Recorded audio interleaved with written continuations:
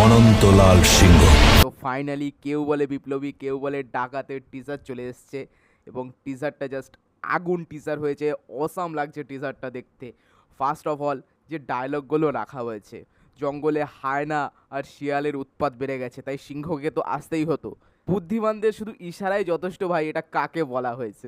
এরপরে আর একটা সিন রয়েছে, জিজ্ঞেস করা হচ্ছে হু আর ইউ, তারপরে ভাই বলছে the one who many of your life hell, এবং সঙ্গে সঙ্গে একটা কার্ড আসছে সুপারস্টার জিৎ। ও ভাই এই সিনটা যখন হলে আসবে, পেছনে ওই সুপারস্টার জিৎ লেখা থাকবে, সলিড লাগবে ভাই। আমি এই সিনটার জন্য অপেক্ষা করে রয়েছি এবং আশা করা যাচ্ছে এটাই হয়তো ইন্ট্রো সিন হবে, এখান থেকে আমরা ব্যাক স্টোরিটা জানতে পারবো।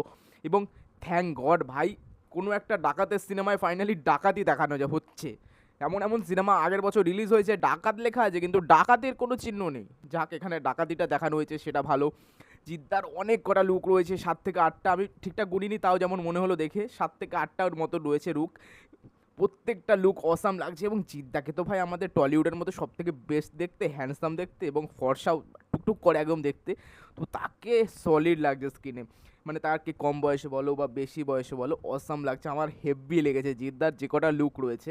এবং এরপরে আসছে কালারের কথা, যেভাবে কালার গ্রেডিং করা হয়েছে খুবই সুন্দর লাগছে, খুবই সুন্দর কালারের ইউজ করা হয়েছে, ছা চকচকে লাগছে, দারুণ লাগছে। এবং যেটার প্রশংসা সবথেকে বেশি করে করতে হয় টলিউডে, যেখানে আমরা অ্যাকশন সিনেমা দেখতে গিয়ে কোনো রকম মজা পাই না, সেখানে পথিকৃৎ বসু অনেকটা চেষ্টা করেছে অ্যাকশনটাকে ভালোভাবে দেখানোর, স্টাইলাইজ হইতে দেখানোর, যেটা আমরা একটা কালো ড্রেস পরে বয়স্ক চেহারাতেও দেখতে পাচ্ছি, যেখানে অনন্ত সিংহ লড়াই করছে। এবং ওই জায়গাটা সত্যিই মজাদার, বা একটা গাড়ির ওপর লাফিয়ে পড়ছে বাইক থেকে, সেটা মজাদার, বা একটা ট্রেনে ফাইট সিন থাকবে, সেটা মজাদার। এবং ভিএফএক্সের কাজ, এটা আমরা আগেও লক্ষ্য করেছি, বেশ ভালো হয়েছে। এবং বাংলা সিনেমা নিরিখে ওভারঅল মিলিয়ে টিজারটা আমার খুব ভালো লেগেছে। টিজারটা সব দিক থেকে প্রশংসনীয় এবং যে বিজিএমটা ইউজ করা হয়েছে সেটাও তার সাথে যাচ্ছে। এখনও কোনো গানের হিন্ট আমরা টিজারে দেখতে পেলাম না, দেখা যাক ট্রেলারে হয়তো কোনো রকম গানের হিন্ট থাকবে, যদি একটা অরিজিৎ সিংয়ের গান ঢুকিয়ে দেওয়া হয়, আর কিচ্ছু চাই না ভাই।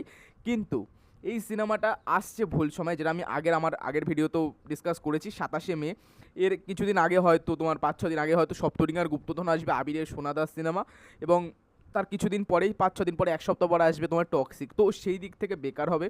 জিদ্দা চেষ্টা করছে বিশালভাবে তোমার যেন হলে স্ক্রিন পায়, সেই জন্য ওই টাইমটা রিলিজ করলো, যাতে কোনো রকম টলিউডের অসুবিধা না হয় সেই ভেবে, বা অনেক কিছু সমস্যা থাকতে পারে, সেদিকে যাচ্ছে না। কিন্তু 27শে মে এনে নিজের পায়ে, বললে না নিজের পায়ে কি মানে কুড়াল ফেলা, সেরকম কেস হয়ে গেল।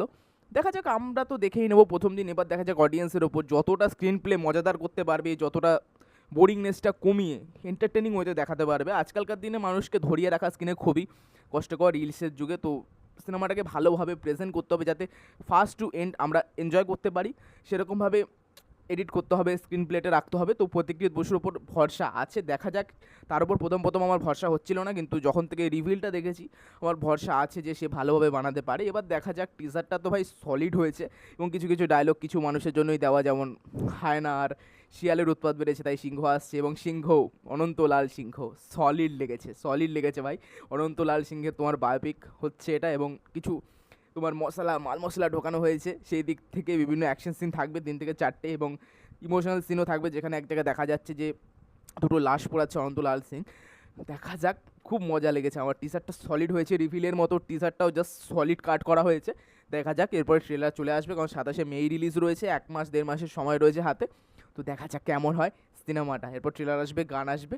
তো তোমাদের কেমন লেগেছে টিজারটা আমাকে নিশ্চয়ই কমেন্ট করে জানিও। আমার ভাই সলিড লেগেছে, 10-এর 10।